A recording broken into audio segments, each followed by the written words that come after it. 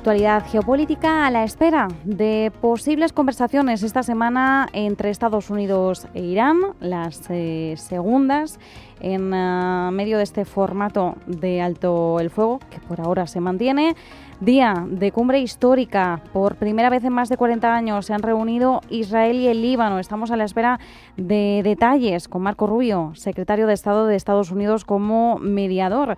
Y parece que ya ha habido cierto entendimiento, o al menos el embajador de Israel en Estados Unidos ha dicho que el gobierno libanés ha dejado claro que ya no permitirá la ocupación de Hezbollah. Estamos a la espera, como decimos, de más detalles, mientras hemos tenido actualización de previsiones por parte del Fondo Monetario Internacional. Recorta perspectivas de crecimiento debido a la guerra en Irán. Christine Lagarde también dice que ve nubarrones en el horizonte y que el capitán no abandona el barco cuando hay nubes y que ella, por tanto, tampoco lo hará. Y Sánchez ha tenido ese esperado encuentro con Xi Jinping, en el que ha sido el cuarto viaje a China en apenas 3 años. Pues estos son los temas que vamos a desgranar y analizar a continuación. Christoph Kallner, profesor de la Universidad Carlomagn, ¿qué tal? ¿Cómo estás? Hola, buenas tardes, Marta. Bien, bien. Muchas gracias por acompañarnos. Muy buenas tardes. También nos acompaña Miguel Villarejo, corresponsal económico en The Objective. Miguel, ¿qué tal? ¿Cómo estás? Hola, aquí, encantado de estar con vosotros. Buenas tardes. Bueno, vamos a empezar por Oriente Medio. Perspectivas que podemos manejar. Es difícil porque nos encontramos en un alto el fuego con un bloqueo naval que ya ha cumplido un primer día completo. Mensajes contradictorios sobre si han pasado o no barcos. Estados Unidos dice que no ha pasado ningún buque. Hay algunos datos que cita la agencia Reuters de rastreo y aparentemente sí que habrían pasado al menos 6 buques, 3 de ellos de procedencia iraní, pero la vía diplomática se mantiene abierta. ¿Será Islamabad? ¿Será Estambul? No está muy claro porque hay mensajes también que apuntan en ambas líneas, pero Christoph, queda apenas una semana para el vencimiento del alto el fuego. ¿En qué punto estamos? Bueno, yo diría que hemos pasado a una etapa un poquito más prometedora, es que las dos partes se abran y no a través de proxies o intermedios directamente, y han llegado a unos acuerdos de mínimos. Hay mucha confusión y yo diría que las máquinas diplomáticas no están muy preparadas o rodadas para ir firmando un acuerdo inmediato, y por lo menos ahora las dos partes saben lo que el otro está esperando. Estados Unidos claramente quiere asegurar el estrecho de Hormuz y el tráfico marítimo, porque empieza a perjudicarle mucho, y quiere limitar de alguna manera el potencial nuclear de Irán. Irán, por su lado, necesita garantías de seguridad, que se le quiten sanciones, algún tipo de indemnización. Seguramente el peaje podría ser una buena solución. Y a partir de ahí se puede empezar a negociar. Yo diría que si seguimos este rumbo y la siguiente ronda en Turquía, bueno, poco a poco podríamos llegar a un acuerdo, eso sí, con el permiso de Israel, que en cada momento puede irrumpir en la negociación de una manera bastante violenta, bombardeando, bueno, cualquier cosa en Irán, y volver a sembrar el caos. Una buena noticia también es que los iraníes parece ser que han dejado pasar algunos barcos relacionados con Estados Unidos sin atacarlos. Yo creo que es una marca de buena voluntad por parte de Irán para que se siga manteniendo este alto el fuego. Bueno, ya veremos en los próximos días, y veremos sobre todo si Estados Unidos es capaz de poner o de proponer algunas garantías fiables de seguridad para Irán, porque con su credibilidad estos últimos meses o años, bueno, ha sido bastante baja, y bueno, y restablecer una confianza directa, bueno, puede ser muy complicado. Aquí igual Europa, Turquía o Pakistán, y por qué no China, también puede jugar un papel decisivo a nivel diplomático para asentar este acuerdo de, bueno, o de paz o de no guerra, de momento. Ujú. Claro, en medio de esto, de esta lectura, Miguel, yo sé que no tenemos la bola de cristal, esto siempre lo reiteramos porque es importante hacerlo saber por si acaso alguien se piensa que sí, que tenemos la capacidad de ver el futuro. Claro, como apuntábamos, ¿no? Estamos a una semana del vencimiento de ese alto el fuego de 2 semanas. Trump pues decía, ¿no? Que se puede producir en los próximos 2 días otro encuentro, otro diálogo. Esto que nos da que pensar que estamos más cerca de que se mantenga abierta esa vía diplomática o que una vez finalice el alto el fuego volvamos a las andadas. No, bueno, lo primero quiero alertar de que yo en materia de predicciones tengo una ejecutoria lamentable, así que cualquier cosa que diga yo que va a pasar, pues en fin, por desgracia ni siquiera hay que pensar, porque si me equivocara siempre, pues sencillamente habría que pensar, es lo contrario de lo que ha dicho Miguel Ors, pero no, a veces acierto, con lo cual es desconcertante, sí, ese es el problema. No, yo creo que hay muy buenos y muy poderosos argumentos para pensar que la tregua se va a dar. Primero porque por parte de Irán las alternativas que tiene no son muchas. Si efectivamente Trump cumple su amenaza de impedir que salgan barcos iraníes, pues, en fin, ya se queda absolutamente sin ingresos y por más que le eche, como dicen en la mili, la falta de material se sustituirá con celo. Bueno, pues aquí yo creo que celo no les debe de quedar tampoco mucho. En el terreno militar las fuerzas están completamente descompensadas. La superioridad estadounidense es abrumadora en el capítulo aéreo. Otra cosa es que vaya a poner botas sobre el terreno que no parece que esa vaya a ser una opción. Y el propio Trump ha dicho que Teherán se ha puesto en contacto con su administración para explorar un nuevo acuerdo y quizá no sea verdad, pero es cierto que fuentes diplomáticas aseguran que ambas partes podrían volver a reunirse. Estados Unidos, por mucha que sea su superioridad, tiene claros incentivos para buscar una salida negociada porque, como decía Cristiana antes, esto, en fin, está haciendo, si no el ridículo, algo que se le parece muchísimo.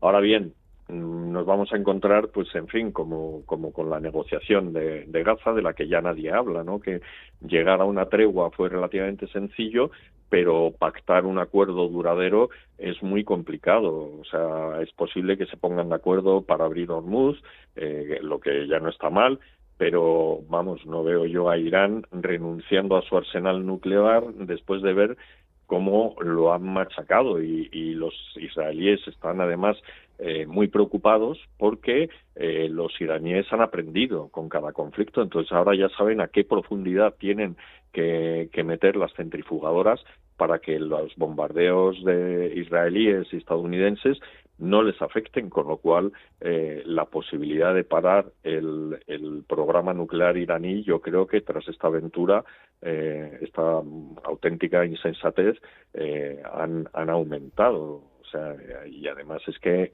Estados Unidos le ha dado, antes la negociación era si dejaban o si interrumpían su programa nuclear. Ahora ya estamos negociando si abren o no Hormuz y si no te cierran Bab el-Mandeb y te complican la entrada en el Mar Rojo. O sea que yo pienso que sí, que a corto plazo lo racional sería que la tregua aguantase. Una vez más, empiezo como acabo, acabo como empecé, diciendo que yo no tengo, vamos, si hay alguien que no tiene bola de cristal, ese soy yo. No, y nadie, ¿eh? Ojalá la tuviéramos, Miguel, sería la vida mucho más fácil, pero claro, esto si la tuviéramos todos, no, solo la podría tener uno, que es el que jugaría con ventaja. Si la tenemos todos aquí ya se vuelve a eliminar la ventaja. Bueno, respecto al tema nuclear, Estados Unidos ha propuesto una suspensión de 20 años de las actividades nucleares de Irán. Irán respondía diciendo que, bueno, que como mucho suspende su programa nuclear por hasta 5 años. No sabemos en qué punto retomarían esta cuestión en los próximos días, si efectivamente se produce este nuevo encuentro. Y luego tenemos esa cumbre histórica Líbano-Israel en Washington. Christoph, no no tenemos muchos detalles sobre esta cumbre, más allá de lo histórico de por sí. Primer encuentro en más de 40 años entre ambas partes. El embajador israelí en Estados Unidos dice que por parte del Líbano ha dejado clara la intención de que no va a permitir la ocupación de Hezbollah. ¿Qué podemos esperar sustancial de este conflicto? Bueno,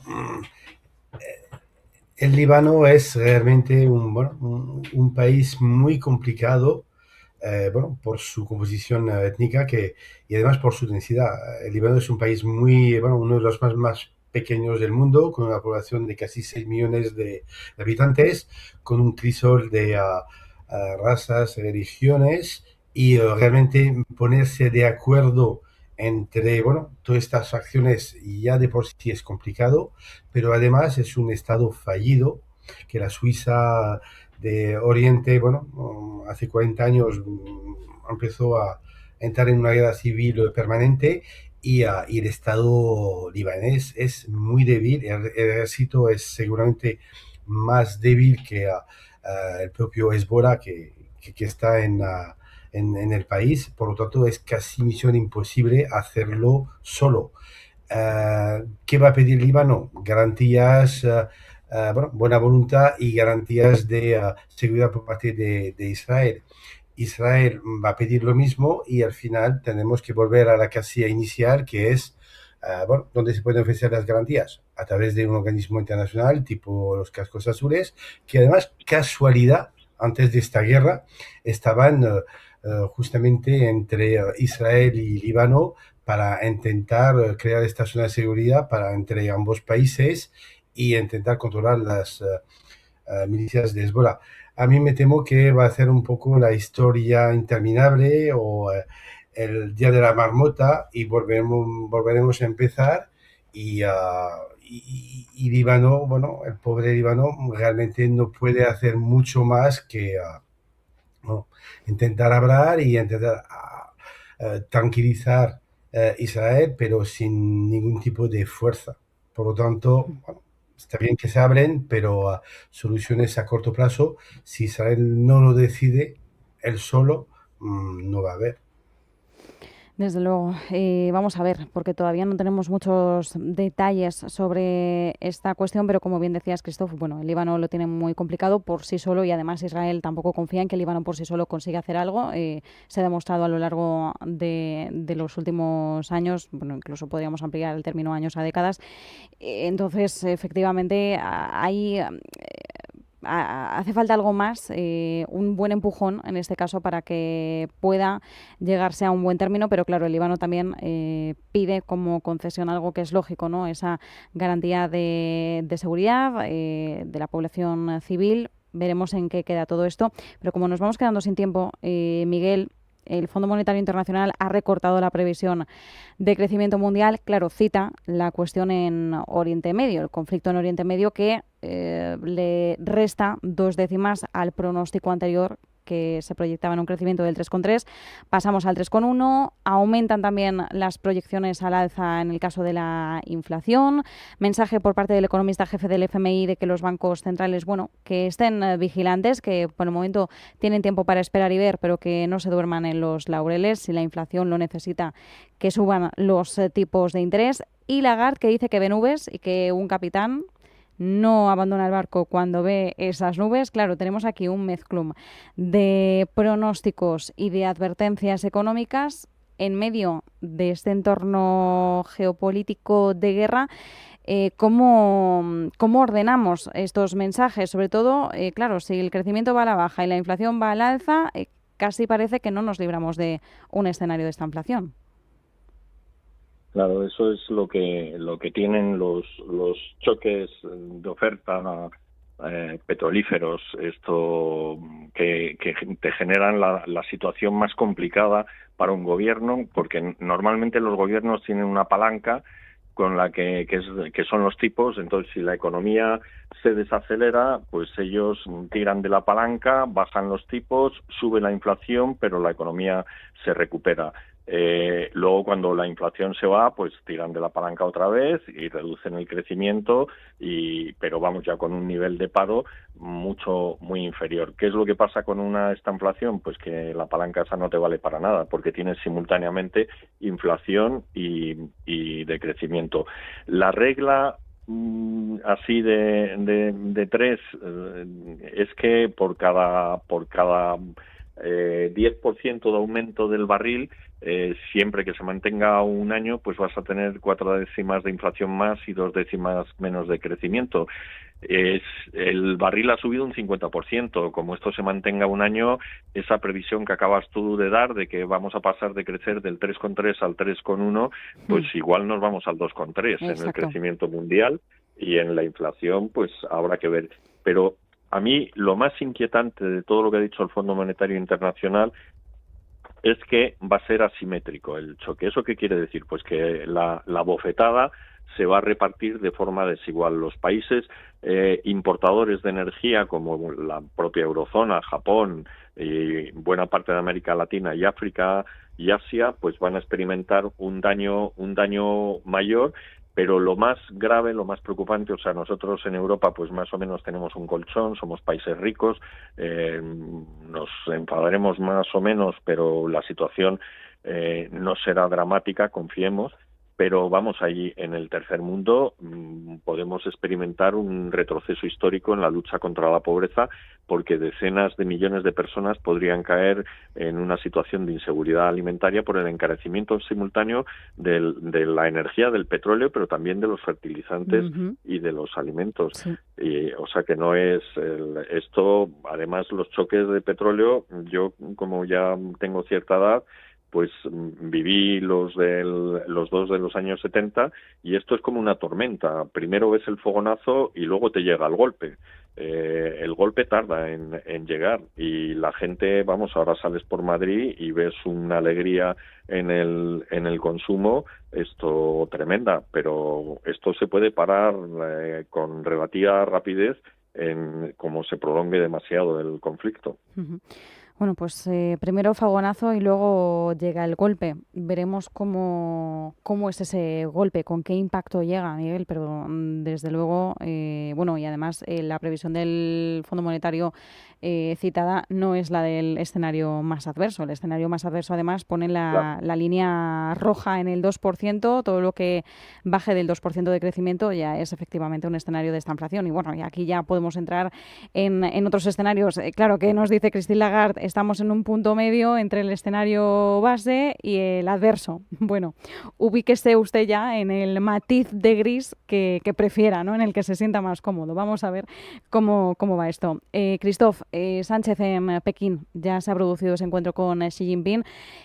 ¿Hasta qué punto es positivo para España este viraje? Que además también no solo en el caso de España, vemos como Europa también, pues ante la poca fiabilidad en estos momentos de Estados Unidos como socio, vira hacia otras potencias. En el caso de China, bueno, es que el déficit de España con China es un agujero enorme de más de 42.000 millones de euros.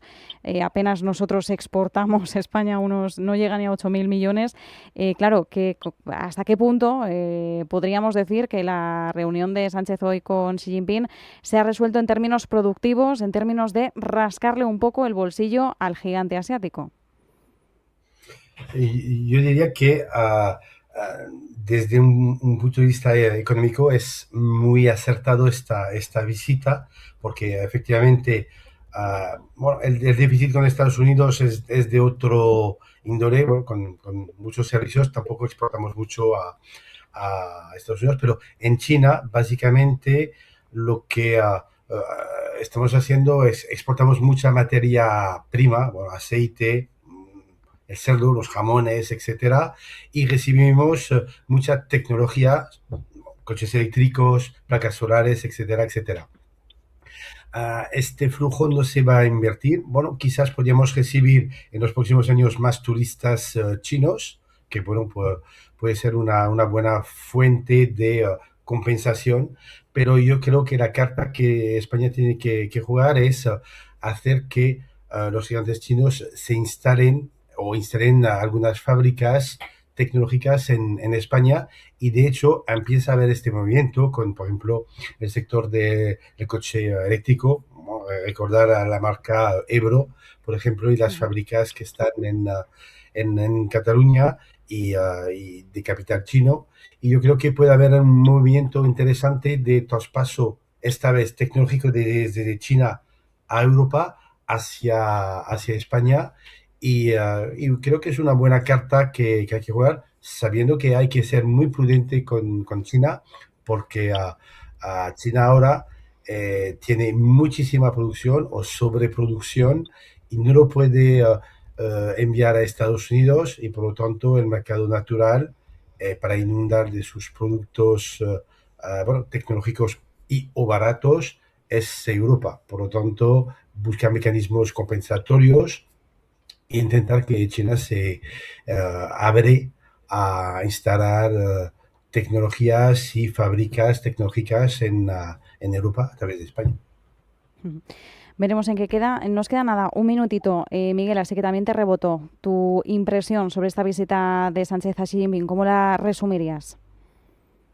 Bueno, yo es que creo que la manera esta de decir que tenemos un déficit comercial tremendo, es que los déficits bilaterales no tienen mucho sentido. O sea, yo por ejemplo, con el bar de la esquina tengo un déficit descomunal, pero con la seguridad social tengo un superávit enorme y cubro lo uno con lo otro. Entonces sí, tenemos un gran superávit con China, pero eso nos suministra un montón de artículos baratos que tendríamos que comprar en otro lado y nos saldrían más caros, y lo cubrimos perfectamente con el turismo y con las exportaciones de servicios. O sea que yo no me preocuparía ni dramatizaría. De momento, además, como dice Krugman, en economía lo divertido es comprar. Sí. Y ir de compras es siempre mucho más divertido que ahorrar y estar ahí en casa contando como el tío Gilito las monedas. Bueno, pues nos quedamos sobre todo con eso. Lo divertido es comprar. Bueno, y mientras tanto también China tiene un reclamo propio, que compre para adentro, vamos, que aumente el consumo interno. Vamos a ver efectivamente cómo el tiempo dirá, cómo acabamos viendo esta reunión. Bueno, estas reuniones, porque ha sido la cuarta visita de Estado de Sánchez a China en 3 años. Christoph Kahler, profesor de la Universidad Carlemany, Miguel Villarejo, corresponsal económico en The Objective. Muchas gracias a ambos. Un abrazo. Un abrazo. Buenas noches. Y au Paglietti.